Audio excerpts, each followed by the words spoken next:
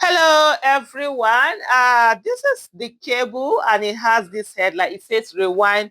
In 2024, IPOB official met US lawmaker Ted Cruz to discuss Biafra independence. Ted Cruz, a United States senator, was among officials the indigenous people of Biafra IPOB once met to advance the separatist agenda. IPOB is seeking the accession of a Biafra nation from southeast Nigeria. In 2027, the Nigerian government proscribed IPOB and labeled the group a militant terrorist organization after the Eastern Security Network, ESN. Its armed wing was accused of killings and violence. In 2024, Simon Ekman, the self-acclaimed Biafran leader, so in 2024, Simon Ekpa, a self-acclaimed, just hold on a minute, I'm just having a bit of network issue here, okay? A self-acclaimed disciple of Nnamdi Kanu, IPOB leader, said Oge Chukwunkere, Biafra finance minister, met with Cruz. Ekpa is currently serving a 6-year prison term in Finland for inciting. I don't know what's wrong with the thing. It's just jumping as I'm reading it. Uh, Akpa is currently serving a 6-year prison term in Finland for inciting terrorism and participating in the activities of a terrorist group. Minister Nkere briefed Senator on Biafra's progress towards independence, including activities such as self-referendum, as well as the Nigerian government's persecution of Biafrans and ties to Islamic terrorist groups, Ekpa said in an expose alongside a photo of Nkere and Cruz. At the end of the meeting, Biafra Nkere handed the senator the Biafra Charter and Biafra pin. Cruz has been lobbying for sanctions and military action in Nigeria over claims of an ongoing persecution of Christians in the country. So, like Kebu is saying, this happened last year, but I think they're bringing it up now. You know, there's been a lot of conversation around the fact that, oh, it's IPOB that is making this whole uh, uh, this designation that Nigeria got from the US as a country of particular concern, that it's IPOB that is leading it. Some have said it's Southeast and all of that. Probably that's the reason why they're bringing this, up again. They're bringing this particular because this meeting happened last year. I didn't know about it. I'm sure there's some other people also who also didn't know about it. Last month, he proposed a bill that seeks to protect, prosecuted Christians in Nigeria and hold Nigerian government officials accountable for facilitating the mass murder.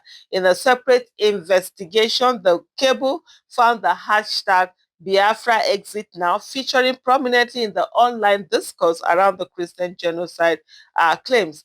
Analysis of data sets also showed that keywords supportive of Biafra and Kanu appeared frequently in auto bios. The cable also found that much of the data cited by US lawmakers and other genocide claimants came from the International Society for Civil Liberties and Rule of Law Inter-Society, a pro-Christian civil rights group known for promoting sectional interest. Cable check. The cable's fact-checking arm found the figures quoted in the report to be false, according to Cable.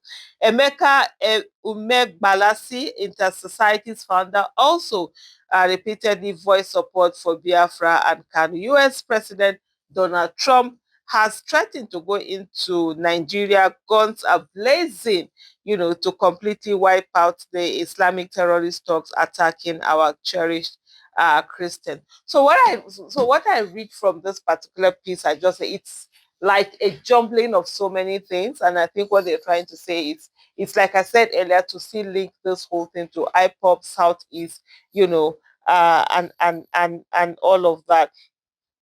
But just to say, for us, even as Nigerians, these are some of the conversations that we are supposed to really sit down, and start having to say, you know what, Nigeria has been, I think Nigeria is about 111 years now since the amalgamation of the Northern and the Southern Protectorate.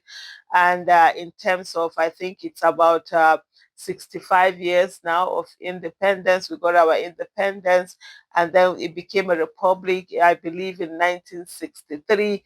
And so that will be, it's about 62 years now that it became, a republic. But at the end of the day, Nigeria is still so much divided, even divided that it used to be.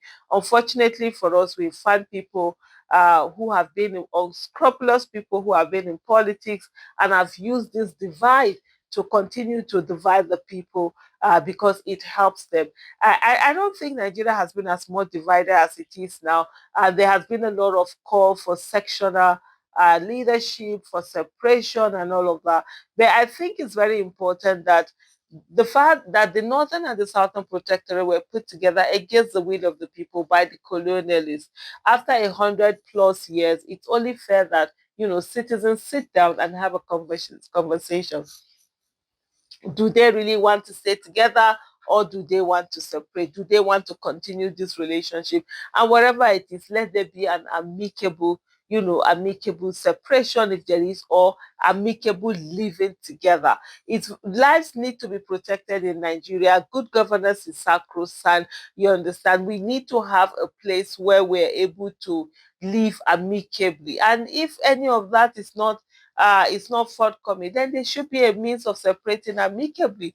No one Nigerian life should be sacrificed, in terms of keeping that union together. And sometimes when they talk about conversation, there are actually people who are afraid of the conversation that needs to be had. Having a conversation doesn't mean that, oh, you're going to separate. You're going to see that you're better off being together than you are, separated. Because in every different part of Nigeria, we bring in every region of Nigeria brings in its amazing thing. And I always say there's no region, any region in Nigeria that cannot survive on its own. So coming together and having a discussion will let us to understand that, look, indeed, we need each other in one way or the other. And then when you do that, it's your own doing, that you sat down, you had the conversation, and you decided to be together.